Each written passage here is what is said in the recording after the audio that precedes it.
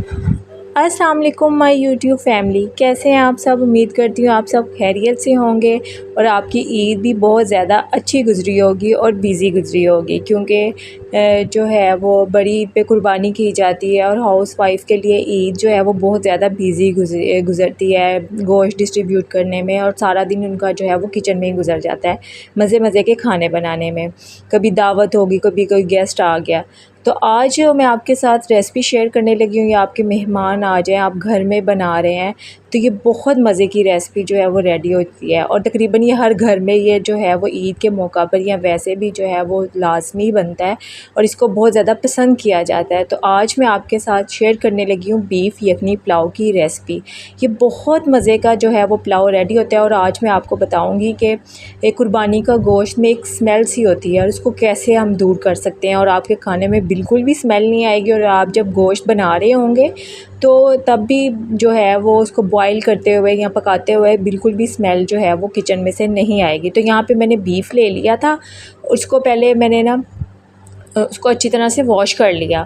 फिर उसको अदरक लहसुन का पेस्ट लगा के हम 10 से 15 मिनट के लिए छोड़ देंगे, और उसका सारा ब्लड वगैरह जो है वो सारा जो है उसके अंदर से निकल जाएगा। हम इसको फिर ठंडे पानी के साथ दोबारा वॉश करेंगे और फिर इसको थोड़ी देर पानी में डिप करके रख देंगे, जो ताकि इसके अंदर जितना सारा ब्लड है वो सारा जो है वो उसके अंदर से निकल जाए। और फिर हम इसको 4-5 दफ़ा जो है वो खुले पानी से ना टैप वाटर से अच्छी तरह से उसको वॉश कर लेंगे। और आपने देखा कि पहले जो बीफ का कलर कैसा था, ज़्यादा रेड सा था, और उसके बाद जो है वो बीफ का कलर कितना चेंज हो गया, क्योंकि उसके अंदर जितना भी ब्लड था वो सारा रिमूव हो गया था। तो फिर हम उसको जो है वो प्रेशर में डाल देंगे और साथ में अपने हिसाब से पानी शामिल कर देंगे, जिसमें वो गल भी जाए और हमारे पास जो है वो यखनी भी बच जाए। एक जो हमने अदरक लहसुन का पेस्ट लगाया था उससे ज़्यादा इसकी स्मेल रिमूव हो जाएगी। और जब हम उसको बॉईल करेंगे तो आपने उसके फ़ौरन जो है वो प्रेशर नहीं लगाना, आपने उसको एक बॉईल आने देना है, ताकि इसके ऊपर जो सारी मैल वगैरह जो सारी स्मेल है वो इसके ऊपर आ जाए। जब इसकी सारी स्मेल जो है वो मैल सी जो है वो ऊपर आ जाएगी तो आपने उसको ऊपर से उतार लेना है। जब आप सारा उतार लेंगे तो फिर आपने इसको लिड लगा के तो इसको कुक कर लेना है, इसको गोश्त को गला लेना है। और पुलाव के लिए जो है वो गोश्त जो है वो ज़्यादा अच्छा गला हुआ आना चाहिए। तो यहाँ पे हमारा गोश्त गल चुका था, 20 से 25 मिनट का प्रेशर दिया था, गोश्त गल चुका था, वो हमने निकाल लिया और इसकी यखनी सेपरेट कर ली, उसको स्टेन कर लिया और गोश्त जो है वो हमने अलहदा कर लिया। जब गोश्त बॉईल करते वक्त मैंने इसके अंदर कोई एक्स्ट्रा मसाले कुछ भी नहीं शामिल किया। आप इस तरीके से ये बनाएंगे पुलाव, आपको बहुत ज़्यादा जो है वो मज़े का बनेगा। आप एक दफ़ा ये रेसिपी को फॉलो करके देखना आपका कैसा जो है वो आपका पुलाव रेडी होता है। बस हमने सिंपल जो है वो पानी शामिल करके उसकी यखनी बना लेनी है।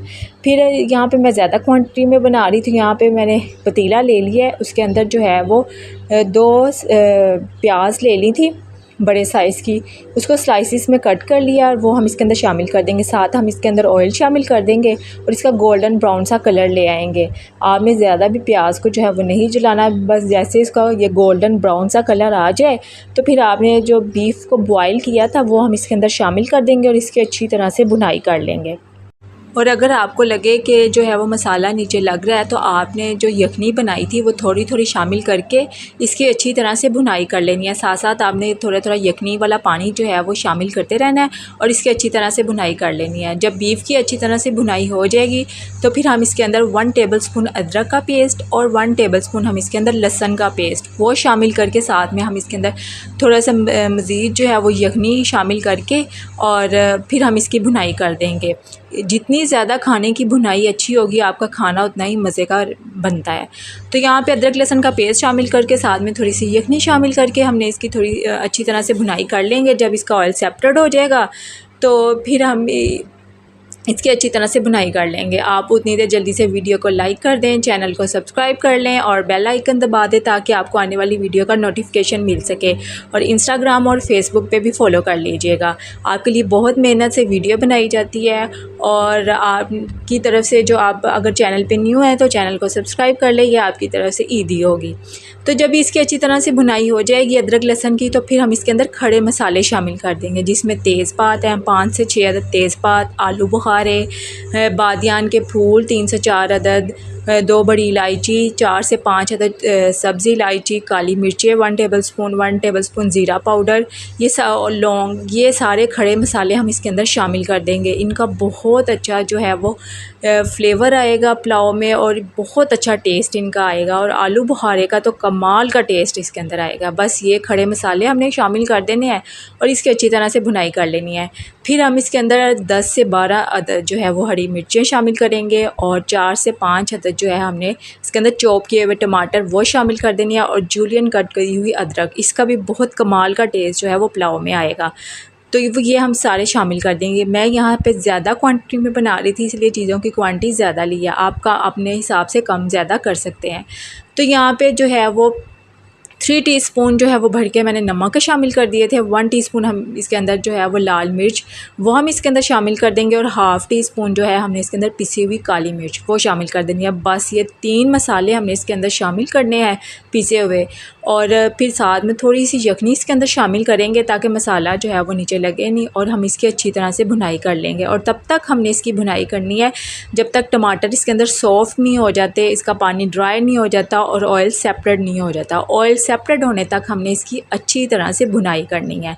तो यहाँ पे देखें माशाल्लाह से मसाले की अच्छी तरह से भुनाई हो गई है, ऑयल सेपरेट हो गया है। तो फिर हम इसके अंदर यखनी शामिल कर देंगे। जो हमने गोश्त बॉईल किया था वो हमने जो यखनी है वो फेंकनी नहीं है, वही हमने इसी यखनी में हमने इसको कुक करना है। तो वो हम यखनी शामिल कर देंगे। आपने जितने गिलास जो है वो पानी लिए हैं, चावल लिए हैं, उस हिसाब से आपने इसके डबल जो है उसके अंदर यखनी के शामिल कर देने हैं।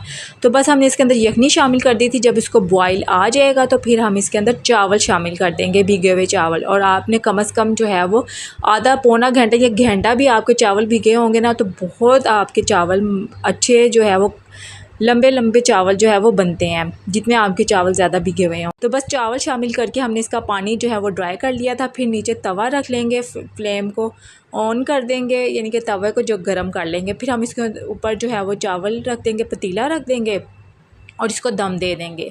और आपका दम भी अच्छा आएगा तो चावल इससे खड़े खड़े और अच्छे बनते हैं चावल, आपने चावलों को जितना अच्छा दम दिया होगा। तो 10 से 15 मिनट का यहाँ पे चावलों को दम दे दिया था, और फिर दम देने के बाद आपने फ्लेम को ऑफ़ कर देना है। उसी टाइम आपने चावल मिक्स नहीं करने, इससे आपके चावल जो है वो टूट जाएंगे और यानी कि बड़े लंबे लंबे नहीं बनेंगे। तो फिर 5 से 10 मिनट जब गुजर जाएंगे तो फिर हमने चावलों को जो है लिड उठा देना है और इनकी अच्छी तरह से मिक्सिंग कर लेंगे। तो ये देखिए माशाल्लाह से कितने अच्छे जो है खड़े खड़े चावल जो है वो हमारे रेडी हुए हैं। बहुत मज़े का ये पुलाव